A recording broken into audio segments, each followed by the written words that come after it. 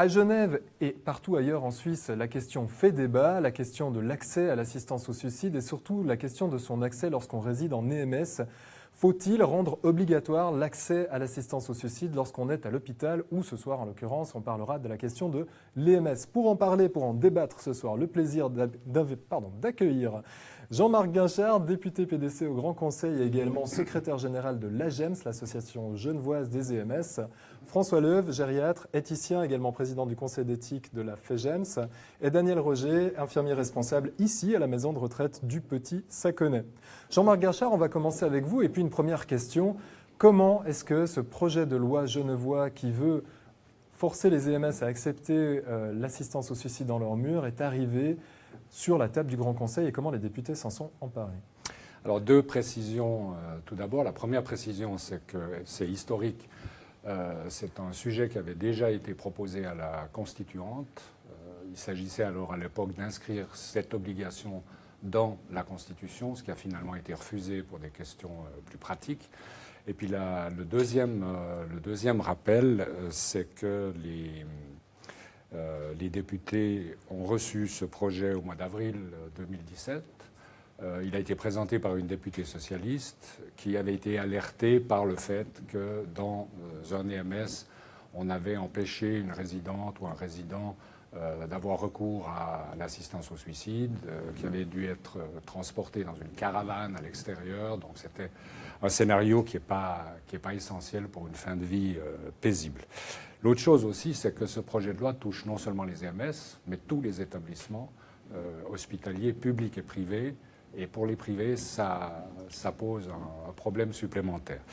Cela étant, le sujet a été traité en commission de la santé. Il a été déposé ensuite au Grand Conseil. Et nous avons eu deux débats assez intéressants, les 12 et 13 octobre.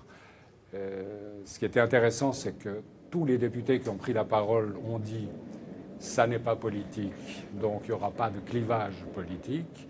Et malgré tout, en commission, ça a été refusé par 10 voix contre 5, c'est-à-dire la droite, l'extrême droite, contre la gauche et l'extrême gauche. Donc ça reste quand même... Ça s'est politisé dans le débat, vous dites. Ça s'est politisé dans le débat.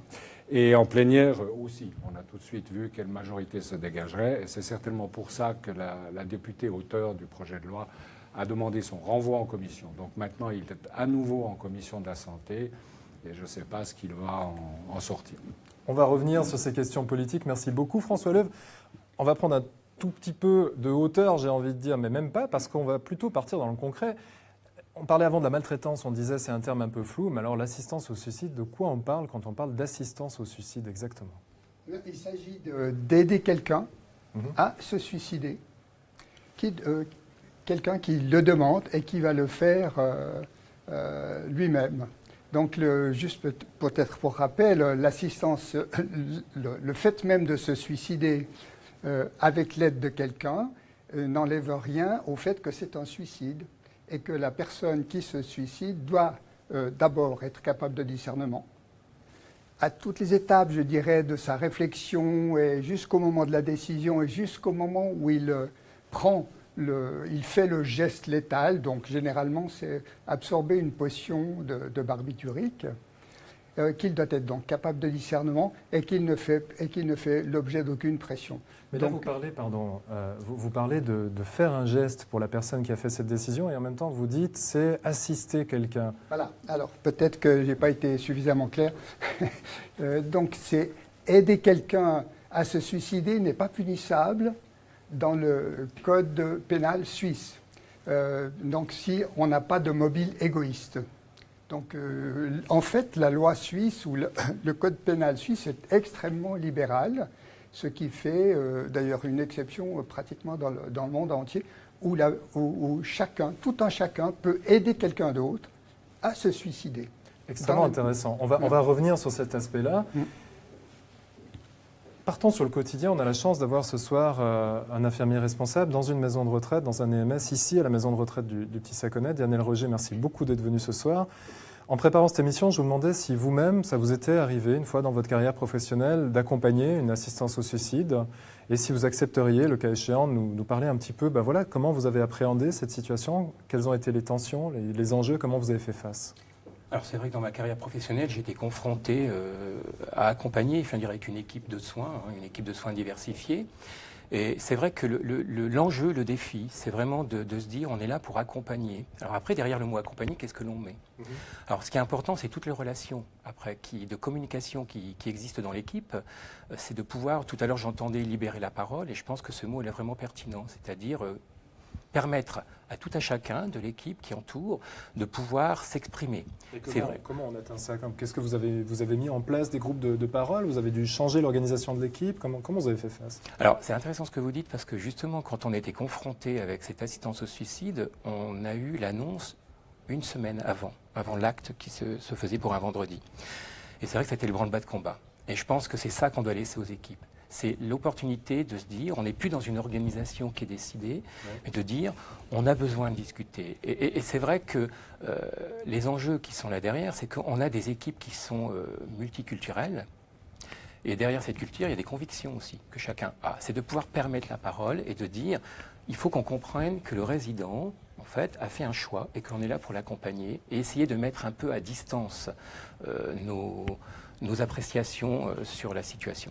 Mais alors ça veut dire que vous seriez plutôt favorable à une loi qui légaliserait ou disons qui contraindrait plutôt les EMS lorsqu'une demande est faite à accepter cette demande en leur sein, ou à l'inverse, vous souhaiteriez que l'équipe la maison puisse également mettre une sorte de droit de veto à une demande qui serait effectuée pour un certain nombre de raisons?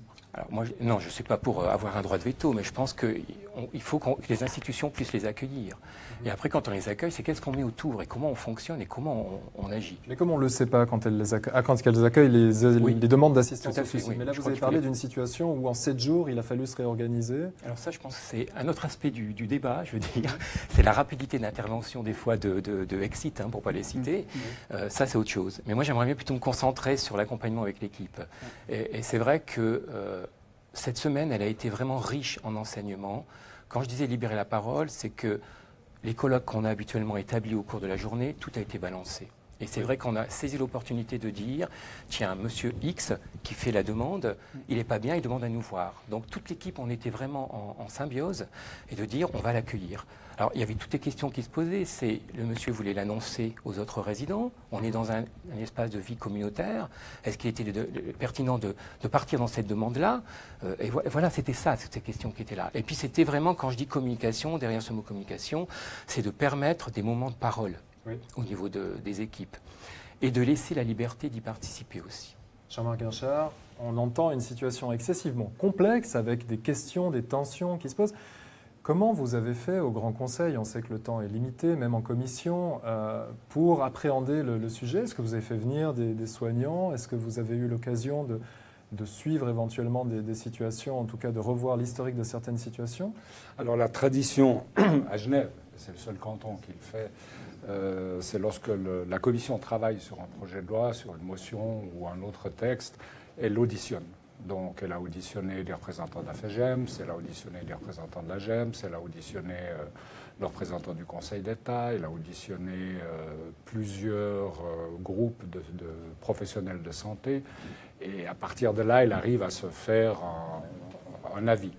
Et ce qui a été assez souvent mis sur la table, c'est l'importance de préserver les équipes. Comme le disait tout à l'heure M. Roger, si l'équipe est impliquée, il faut que la direction de l'EMS puisse lui permettre justement de s'exprimer, puisse lui permettre de refuser. Que des soignants qui s'estiment là pour soigner refusent de participer, moi je le concevrais tout à fait. En revanche, pour l'EMS, il faut rappeler quand même que l'EMS est le domicile du patient.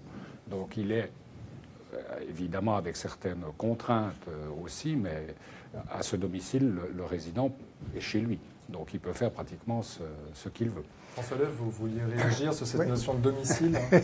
Alors oui, volontiers, parce que je pense que c'est vrai et ce n'est pas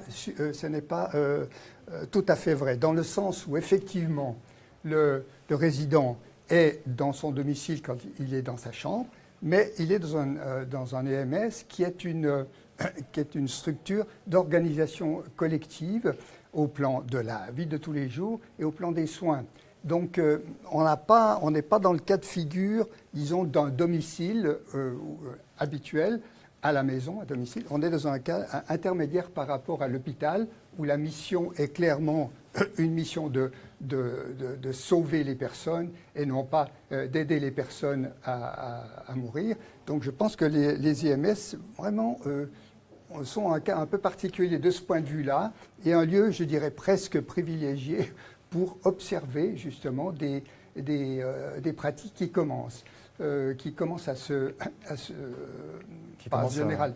vraiment à se réaliser chez nous dans les EMS. Juste encore un point, vous avez utilisé tout à l'heure le terme de veto, il n'y a pas de veto. En revanche, il y a une démarche, je dirais, systématique qui s'appuie justement sur un professionnalisme d'une part, sur le respect fondamental de l'autonomie de la personne.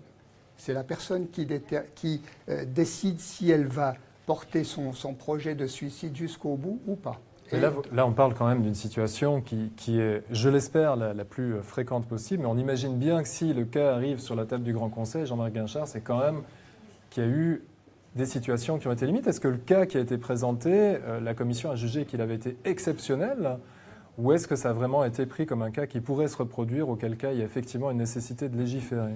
Alors, lors d'une réunion qu'on a eue avec le conseiller d'État en charge du département, on a exposé nos arguments, mais il est apparu que c'était vraiment un cas exceptionnel et que sur l'ensemble des EMS des deux fédérations fêtières, je crois qu'il n'y en a qu'un qui n'accepte pas et qui met ça dans son livret d'accueil. Est-ce qu'il faut légiférer pour un EMS? Eh bien, vous avez répondu à la question. Je pense qu'il ne faut pas légiférer pour un EMS. L'autre problème de ce projet de loi, c'est son extension aux hôpitaux.